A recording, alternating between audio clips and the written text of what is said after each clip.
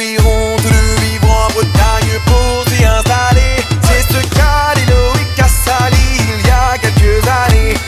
Moi c'est Tiffaine alias Mes Mains Tricotent. Bienvenue sur mon 3e podcast. Donc sur le 2e podcast, je vous avais dit que je referais sûrement un podcast pour présenter le Myristica de Marie-Amélie Design. Et comme je l'ai fini et comme j'ai un petit peu de temps pour tourner, je me suis dit c'est parti. Donc je veux vous présenter le fameux Myristica que beaucoup de monde apparemment attendent de voir. Et que moi je suis comment dire, très fière de vous présenter parce que il est tout simplement magnifique. Donc voilà, excusez-moi, j'ai une guêpe qui rentre. Donc voilà le Myristica. Donc on va commencer par la pointe. Hop. J'espère que vous allez bien voir les couleurs. Hop.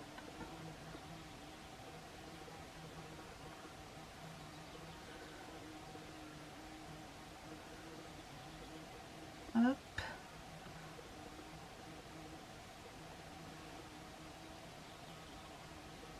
Et voilà. Donc il est grand, il fait d'une pointe à l'autre, il fait 2 mètres d'envergure. Alors, il est souple, il est beau, il est chaud, mais pas trop. Tout ce que j'aime. Tout ce que j'aime. Je vais essayer de me reculer un peu pour que vous puissiez le voir un peu plus. En plus grand, on va dire. Hop. Donc, je peux pas vous... Je suis pas grande, donc je n'arriverai pas à vous le montrer en entier. Mais voilà ce que ça donne. Non, j'arriverai pas à vous le montrer en entier. J'essaierai de prendre une photo étalée en entier et vous le montrer. Oh, excusez-moi pour le bruit.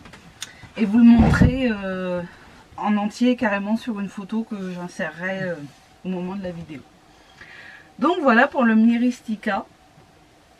Il est pas compliqué à faire. Le point brioche. Donc hop, le point brioche. Je vais chercher si je vous montrer bien l'endroit. Le point brioche, j'ai eu peur de ne pas y arriver en fin de compte, du moment où on a compris comment se fait le point, ça va tout seul. Bon, après la dernière section du point brioche, donc celle-ci là, elle est hyper longue. Heureusement que c'est un point qui est... reposant pour moi parce que franchement j'ai adoré parce que sinon je me serais lassée de faire la fin et à la fin on a, je ne sais plus, c'est un 500 et quelques mailles, un truc comme ça. J'ai pas repris le patron. Alors celles qui n'auraient pas pu le faire ou qui n'auraient pas pris le temps de le faire, alors franchement foncez parce que il est trop beau, il est simple à faire et il est trop beau, je le dis encore. Moi je l'adore, je l'ai déjà porté, ça doit être début de semaine ou la semaine dernière, il faisait pas trop chaud, je l'ai porté et j'adore. Donc pour les laines, je sais plus. Donc la couleur contrastante, donc la couleur la plus foncée, c'est de la Madeline Touch, couleur Daenerys, que je dise pas de bêtises, voilà, c'est ça. Et le gris, c'est de la laine Lily Neige, pardon, c'est de la Lily Neige de la 100% alpaga. Et le contraste entre les deux, j'adore. Alors l'alpaga est très doux au toucher. Autour de mon cou, au début, ça a piqué un petit peu. Et puis maintenant, ça va mieux. Donc je pense que c'était le temps que la laine se mette bien, que ça se fasse. Mais sinon, non, il est très agréable à porter. Et il a été très agréable aussi à faire. Franchement, moi j'attendais avec impatience tous les mardis les nouvelles escales parce que j'ai été pressée de le finir. Parce que dès le début, j'ai vu que ça faisait... il était magnifique. Je vous le montre encore une fois parce que j'en suis fière quand même. Donc voilà, donc je suis pressée de voir aussi les autres, parce que j'en ai vu passer quelques-uns en cours de construction, franchement qui rendaient aussi pas mal, dont celui de ma sœur. Je suis pressée de le voir fini, bon apparemment elle l'a pas encore fini, je suis pressée de le voir fini parce que ses couleurs rendent bien aussi et ça devrait être pas mal à la fin. Donc voilà pour le Myristica.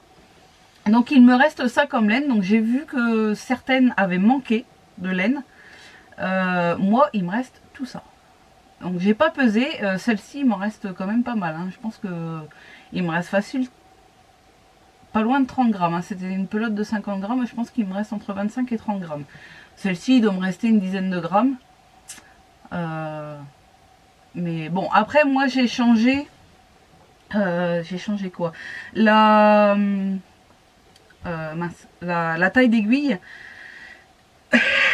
Pardon. J'ai changé la taille d'aiguille parce que l'alpaga est une laine fine. Hop, vous voyez. Je sais pas si je vais arriver à vous faire voir. Elle est vachement fine comparée à la Madeleine Touch. Hop. Voilà. Vous voyez, il y a une différence d'épaisseur. Alors sur le châle en lui-même, ça se voit quasiment pas. Hein. Mais et donc ça devait se faire en 3,75 et j'ai essayé, donc j'ai monté en 3,75 et j'ai vu que l'alpaga était beaucoup trop aérée, ça aurait pas fait joli. Et donc j'ai repris en 3,50. Oui c'est ça, en 3,50 et là ça va nickel. Il est souple, il n'est pas trop aéré, il est parfait. Donc je pense aussi que c'est pour ça qu'il me reste autant de laine. Je pense que c'est parce que j'ai pris une taille en dessous d'aiguille. Donc j'ai mangé, oh, pardon, j'ai mangé un petit peu moins de laine. Donc voilà pour le Myristica. Après, quoi vous présenter? Ben, ce que je porte bien sûr. Je vous l'ai montré dans mon deuxième podcast, mais il était trop court. Donc je l'ai repris, je vais me relever encore sans essayer de faire trop de bruit. Hop, voilà. Donc je l'ai repris avec les laines qui me restaient. Donc vous voyez, j'ai fait une... Je ne sais pas si je vais arriver à vous le montrer. Voilà, j'ai fait un rappel des grosses rayures en fait. Et je trouve que ça fait super bien. Au début je me suis dit ça va peut-être pas faire terrible. Et en fin de compte ça fait super bien. Et là, il tombe trop bien. Là je suis satisfaite. Donc voilà le dos en pointe. Je sais pas du tout ce que je vous montre hein, quand je me tourne. Donc voilà. Donc celui-là il est parfait. Et je reviens. Hop. Il me semble que la dernière fois, donc le premier podcast, j'ai dû vous présenter les laines. Et la dernière fois j'ai pas fait le rappel, donc je vais faire un petit rappel vite fait des laines. Pour celles qui arriveraient. Hein, pour me... Regardez, c'est le bazar dans mes feuilles. Donc les laines, c'est les laines de Kerin Handmade sur Etsy. Je fais le point, il fait pas le point. Là. Hop. C'est de la laine 85% Merino Superwash et 15% nylon. Alors franchement, c'est une laine que j'adore. Elle ne pique pas du tout. Elle est super douce. Elle est... comment vous dire? Très bien. J'en suis hyper contente. Et voilà. Donc si jamais, donc Kerin Handmade, j'essaierai de vous l'écrire aussi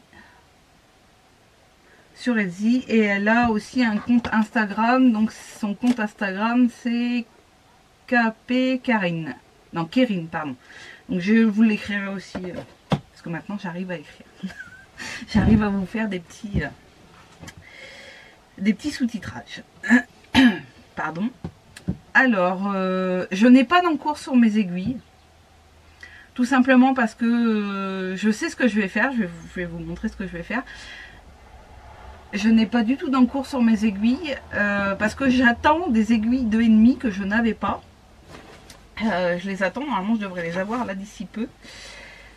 Sinon mon prochain projet c'est le curcuma de Marie-Amélie Design. Alors vous allez vous dire elle fait que du Marie-Amélie Design, mais j'adore tous ces designs. Le Mysterica franchement il est super. J'ai eu un doute au début et maintenant j'ai plus de doute du tout, hein. Le Alocasia ben, il est super aussi.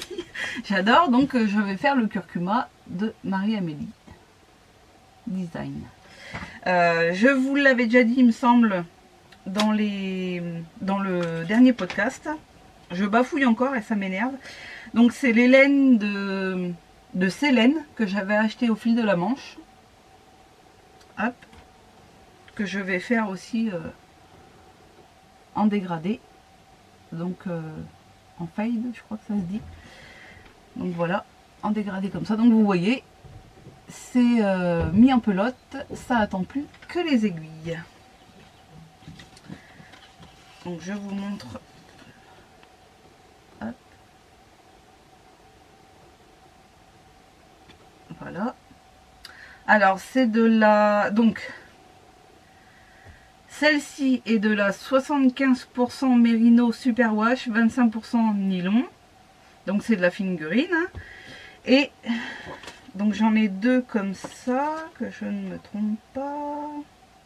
Non, j'ai celle-ci qui est juste de la 100% Merino Superwash. Celle-ci c'est de la 70% Merino Superwash et 20% yak et 10% nylon. Donc celle-ci elle est magnifique. Hein. Hop. Donc tout va être, tous les couleurs qu'il y a dedans, à part l'espèce de bleu très foncé, toutes les couleurs vont être rappelées dans les couleurs suivantes. Je cherche l'autre étiquette. Voilà. Donc, et celle-ci qui n'est pas teinte, c'est de la... Elle est naturelle. C'est de la 70% Merino Superwash, 20% yak et 10% nylon aussi. Donc celle-ci, elle n'est absolument pas teinte. Et ben, le coloris naturel est superbe. Moi qui aime le gris, je vais pas dire que c'est ma couleur préférée, mais j'aime porter du gris et j'aime le gris. Je trouve ça super. Hop, on range tout. Tac. Donc ça, forcément, je vous en reparlerai quand il sera sur mes aiguilles. Donc je suis passée des encours finis aux futurs encours, alors que je ne vous ai pas parlé que j'avais aussi une paire de chaussettes. Donc je ne reviens pas trop dessus, mais j'ai fini une autre paire de chaussettes. Hop, voilà. Je vous en reparlerai plus tard quand j'aurai tout fini pour vous dire comment j'ai fait, comment... Voilà. Donc après j'ai... Comment vous dire ça, testé des nouvelles choses. Et je pense que ça va devenir une nouvelle passion. Je pense que c'est même une nouvelle passion. J'ai testé la teinture naturelle, donc avec des plantes, des herbes, des fruits, des choses comme ça. On peut même avec des insectes aussi. J'ai pas encore essayé, mais ça me serait tardé. C'est juste une question de temps. Donc j'ai commencé à faire de la teinture avec des brous de noix. Alors j'ai rien inventé, hein, j'ai entre guillemets copié. J'ai vu, je ne sais toujours plus son prénom, dans le podcast, j'ai oublié de vous prendre le livre d'ailleurs, tant pis, dans le podcast Jules et Popo. J'essaie de me souvenir du prénom, mais je ne sais plus. Bon, enfin bref. Vinciane, c'est ça, c'est Vinciane qui a fait des teintures aussi au bout de noix et j'ai adoré.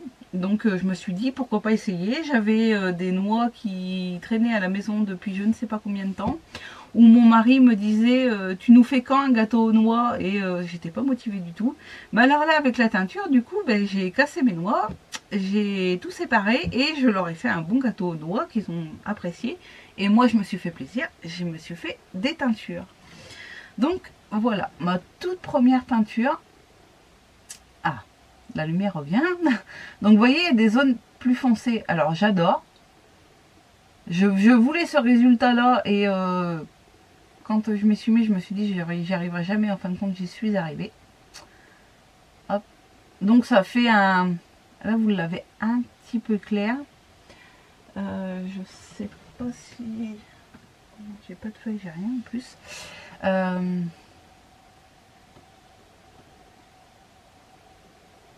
Là, vous avez la bonne couleur. Voilà. Donc, ça fait un beige un peu marronné. Et franchement, j'adore. Je sais déjà ce que je vais faire avec. Donc, j'en ai 4 écheveaux. Hop. Voilà. 4 écheveaux. Donc, il y en a juste un. Il va falloir que je mélange mes écheveaux. Il y en a juste un où, justement, il n'y a pas cette différence de couleur. C'est celui-ci. Donc, celui-ci est quasi tout naturel. Voilà. Donc ça, c'était la première teinture que j'ai adoré faire. Donc après, c'est hyper long à faire. Par contre, il faut faire tremper les bouts de noix pendant quelques jours. Après, il faut les... je vais y arriver. Il faut les faire cuire pendant 2 à 3 heures. Donc c'est très très long. Et après, il faut y plonger la laine pendant 1 ou 2 heures, je crois. Je crois même que c'est 2 heures. Le laisser refroidir dedans jusqu'au lendemain. Donc moi ça arrivait donc que j'avais fini tout ça à la fin de la journée. Donc j'ai laissé ma laine jusqu'au lendemain matin. Et après, il faut la faire sécher et la remettre en écheveau. Donc c'est très long, mais franchement, même si c'est long, moi j'ai adoré le faire. Donc franchement, si jamais vous hésitez à vous lancer, mais lancez-vous parce que c'est... forcément, on ne sait pas forcément ce qu'on va avoir. Hein. Je vais vous faire montrer après que j'ai fait 2 teintures pareilles avec les mêmes plantes et j'ai pas réussi du tout à avoir la même chose. Mais... je trouve que c'est le petit truc en plus avec les teintures naturelles. On ne sait pas ce qu'on va avoir. Mais on peut derrière tricher. Je vous en reparle tout à l'heure. Donc après, j'ai voulu faire aux orties. Hop, aux orties, ça donne ça. Je vais vous montrer un seul. Ce sera plus pratique. Voilà, vous avez quasi la bonne couleur. Alors vous allez voir des reflets parce que j'ai essayé de m'amuser après. Donc celle aux orties était complètement comme ça, voilà. Complètement comme ça. Donc j'aime bien, hein, ça fait un... Pour définir les couleurs, c'est un peu compliqué. Ça fait un beige un peu verdâtre. Et franchement, il est pas mal. Donc là, je sais pas si... Ah si, voilà. Il y a des petits reflets. Parce que, après réflexion... Donc c'était pour m'amuser aussi, hein. C'était pour des essais, donc c'est des petits écheveaux, donc c'est des essais pour l'instant. J'ai saupoudré dessus du paprika et de la cannelle. Et donc ça me donne des reflets un petit peu orangés, donc vous n'allez pas forcément voir que c'est orangé, je ne pense pas. Hop. Voilà. Et des reflets un petit peu marron, oui marron c'est ça. Avec la cannelle et le paprika donc donne du orange. Ben franchement je trouve que ça fait super. Alors c'est très discret les speckles, hein, parce que du coup ça fait des speckles. Ça fait très discret et je pense qu'une fois tricoté ça devrait être pas mal. Donc avec ça je vais me faire des chaussettes. Hop, donc j'en ai fait 3 comme ça. Et après sur de la laine complètement naturelle, je me suis amusée à faire des speckles aussi avec du curcuma et j'ai mis un petit peu de cannelle aussi, mais on le voit pas beaucoup. Je pense que j'aurais dû en mettre plus, j'ai eu peur que ça soit trop marron et en fin de compte j'aurais dû en mettre plus, mais bon, comme toujours c'est des essais et la prochaine fois je saurai qu'il faut que j'en mette un peu plus. Donc celle-là franchement j'adore, hein. Je m'attendais pas à pouvoir faire des speckles comme ça avec avec des choses naturelles. Alors là, à savoir que c'est ce que j'ai pour faire la cuisine. Le curcuma, c'est le curcuma en poudre que vous trouvez en petit pot, que j'ai saupoudré dessus. Et après, donc j'ai fait à la façon de l'Hélène de Bobinette, qui a fait des vidéos pour faire montrer comment elle teint ses laines. Donc j'ai saupoudré mon écheveau. Je l'ai enroulé dans du papier cellophane. Oui, c'est ça, du papier cellophane. Normalement, c'est la marque, c'est du papier... je sais même pas comment ça s'appelle, mais j'appelle ça du papier cellophane. Je l'ai enroulé et je l'ai mis dans ma... moi, j'appelle ça une cocotte à cuire à la vapeur. Et alors, au début, j'ai eu peur. Hein. Je me suis dit... bon, c'est 2 mini écheveaux, si je les perds, tant pis. Mais je me suis dit... le papier cellophane va accrocher à la laine, c'est pas possible avec la chaleur. Eh ben non, pas du tout. Alors le papier se rétracte sur lui, donc vous avez la laine qui est toute rétractée, on croirait même hein, qu'elle est collée, mais quand vous l'ouvrez, ça redéploie tout et c'est parfait en fin de compte. Alors là, je ne sais pas si ça va tenir à la longue, hein, je vais voir. Donc je vais associer ces deux-là en fait, les orties et les speckles au curcuma. Et je vais me faire des chaussettes. Donc, aux orties. Et après, donc dans mon livre, hein, c'est bête, je ne vous l'ai pas pris. Je vais peut-être aller vous le chercher. Je vais vous le chercher. Hop, me revoilà. Donc, dans ce livre-là, pour celles que ça intéresse, le guide des teintures naturelles, j'ai vu qu'on pouvait teindre à l'oseille crépue. Donc c'est une mauvaise herbe qui pousse, donc moi personnellement chez moi, dans les bas-côtés, on en voit beaucoup. J'en ai même été embêtée avec, je cherche où c'est, voilà, dans mon jardin. Et là que je veux faire de la teinture, forcément ça pousse plus dans mon jardin. Donc j'en ai trouvé quand même dans les bas-côtés. Donc l'oseille crépue c'est ceci. Hop, je suis sûre que celle... qui font du jardin et qui ont des plantes vont reconnaître. L'oseille crépue. Pardon, je viens de monter et descendre des escaliers, du coup je suis essoufflée. Donc l'oseille crépue qui doit donner, donc avec les parties aériennes en graines, qui devrait donner des tons orange roux à rouge. Donc les couleurs que moi j'adore. À savoir que ma couleur préférée est le rouge. Donc je me suis dit, je vais essayer. Mais donc là j'ai refermé, j'ai été bête, oui voilà il est là, donc c'est marqué période de récolte en automne. Moi, bien sûr moi, peut-être de je ne sais pas comment vous dire, je me suis dit je vais essayer tout de suite, si ça se trouve je vais avoir quelque chose de joli. En sachant que j'avais quand même dans la tête d'avoir du rouge, hein, mais on est qu'au printemps. Alors, j'essaye sur des petits écheveaux, hein, comme toujours. Donc là, pour l'instant, je vais faire que des essais sur des mini. Et j'ai eu cette couleur-là. Qui est tout simplement magnifique. Quand je l'ai sortie... Alors non, je vais vous raconter. Donc voilà, là vous avez la bonne couleur. Elle est un tout petit peu plus foncée. Donc quand j'ai sorti de mon faitout, c'était vert. Donc j'ai mordancé ma laine dans une bassine en cuivre, en sachant que le cuivre change la couleur. J'ai mordancé ma laine dans une bassine en cuivre. Après je l'ai mis dans ma décoction d'oseille crépue, et je vais y arriver, hein.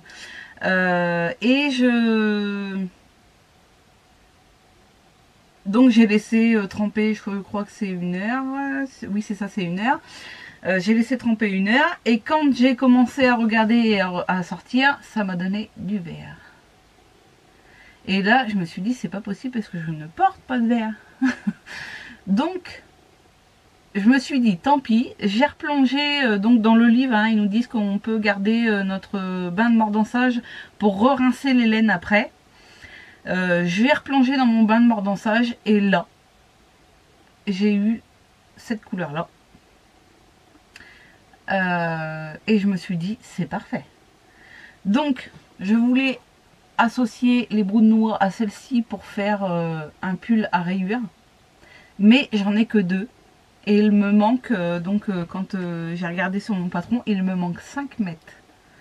Donc en sachant qu'il me manque 5 mètres, je me suis dit, c'est mort, même s'il m'en faut plus, je vais pas pouvoir. Donc, j'ai voulu en refaire. Mais comment dire, avec les plantes, comme c'est pas cueilli au même moment, c'est pas mûri pareil, parce qu'il y a eu, je crois, une semaine d'intervalle entre les deux. Donc forcément, la plante a commencé à remûrir plus, elle a pris plus de soleil, tout ça. J'ai pas eu la même chose du tout. Donc je suis cette fois arrivée à un vert, et quand j'ai replongé dans mon bain de mordançage, ça n'a pas bougé, ça restait vert. Donc je me suis dit, je tente le tout pour le tout. Dans mon bain de mordançage, j'ai versé du curcuma. Je me suis dit, je vais forcément arriver à un vert jaune ou quelque chose comme ça. Et bien là, j'ai eu ceci. Voilà. Donc j'ai eu du... Moi j'appelle ça du moutarde, hein, la couleur moutarde. Et franchement, là, elle est magnifique. Donc j'ai fait celle-ci et j'ai fait celle-ci, j'ai fait un petit écheveau. Donc là je me suis dit, je refais pas la même bêtise, comme je sais que je veux faire un pull avec celle-ci, je fais un gros écheveau. Et j'ai bien fait parce que du coup, je vais vraiment associer ces deux-là. Donc je vais faire le plus gros du pull en comme ça et les rayures en comme ça. Et je trouve que ça fait franchement pas mal. Donc voilà pour mes tests de teinture. Et j'ai pas fini. J'ai pas fini parce que franchement j'adore ça et dans le livre il y a encore plein de choses à tester. On va recommencer les week-ends en camping-car, donc j'aimerais bien, c'est ça. Les coquelicots, alors il en faut beaucoup. Je suis pas la première podcasteuse à en parler, hein. Il en faut beaucoup parce qu'il faut, pour 100 grammes de laine, il faut 300 grammes de pétales de coquelicot. Donc je me suis dit, même si je fais un seul écheveau, mais j'en aurais toujours fait parce que avec le coquelicot, on peut avoir du rose à du mauve et ça m'intéresse. Donc je vais embaucher mon mari et mes enfants, on va aller chercher des coquelicots.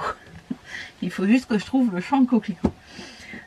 J'ai vu qu'ils étaient en train de fleurir et de sortir, donc je pense que d'ici peu, je vais aller trouver ce qu'il me faut.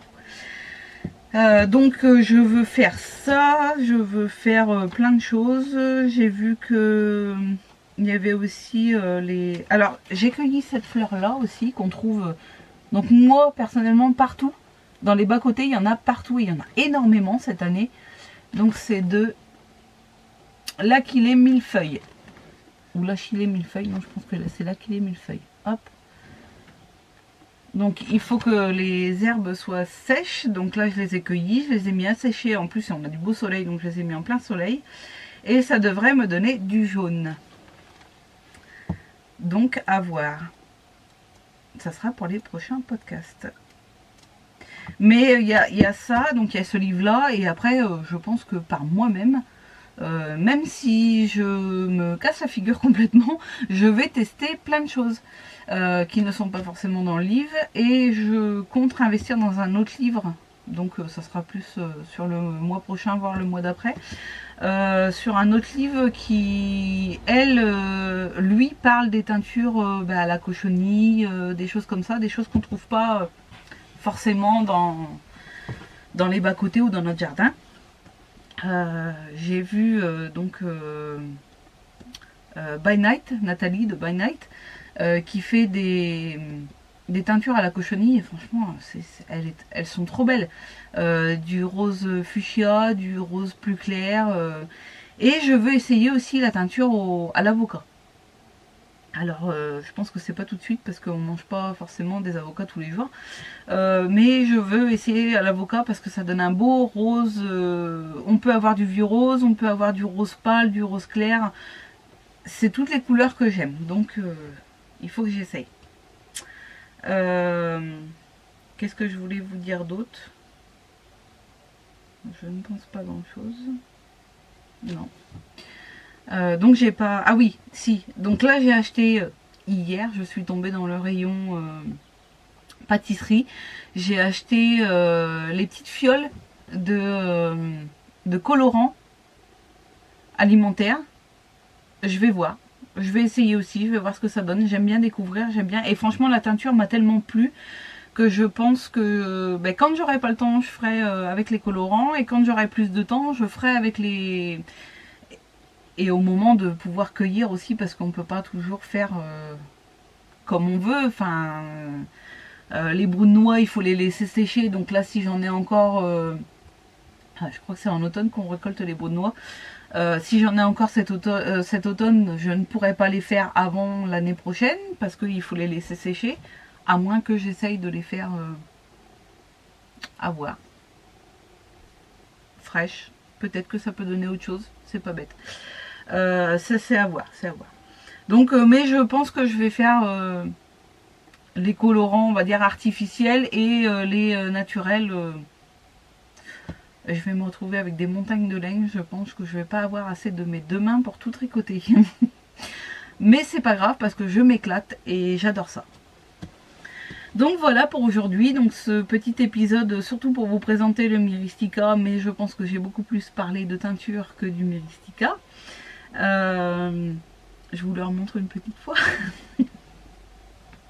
Il est magnifique, franchement il est magnifique, j'adore. J'adore. Voilà, mon Myristica. Je ne regrette pas d'avoir pris deux couleurs très contrastantes. Hop. Donc la dernière fois que je l'ai porté un peu comme ça. Voilà. Toc. Voilà. Il est trop beau. Il est tout doux. Donc voilà pour ce troisième podcast. Je tiens à remercier toutes celles qui se sont abonnées, qui me regardent. Les vues de mes podcasts montent et j'en suis super contente. Je ne m'attendais pas à avoir autant de monde. Au premier podcast, on est quasiment à 300 vues. Bon, j'ai une trentaine d'abonnés. Donc n'hésitez pas à vous abonner si vous avez aimé. Je suis contente, donc franchement je vais continuer. Je dis pas que mes podcasts seront réguliers parce que là, entre le premier et le deuxième podcast il s'est passé plus d'un mois, et entre le deuxième et le troisième il se passe 15 jours. Bon, c'était pour présenter le Myristica, bien sûr, qui sort donc aujourd'hui nous sommes jeudi, il sort samedi. Je pense que ma vidéo sera en ligne vendredi soir voire samedi matin, et ça sera pile poil. Donc voilà, donc je tiens à vous remercier tous. Vous pouvez aussi me retrouver sur Instagram et sur Ravelry. Donc sur Ravelry pour l'instant j'ai pas mis grand chose, je vais essayer de faire un petit quelque chose pour mettre le Myristica et le Alocasia, pour dire un peu ce que j'ai changé dessus et que vous puissiez voir en photo tout ça, tout ce que j'ai fait. Donc je vais vous laisser là, je vais vous souhaiter une bonne journée, une bonne matinée, une bonne après-midi, une bonne soirée, une bonne nuit, selon quand est-ce que vous me regardez. Je vous fais plein de gros bisous, bon tricot, bon crochet, bonne teinture, si vous vous mettez à la teinture ou si vous teignez déjà. Et je vous dis à la prochaine. Bisous.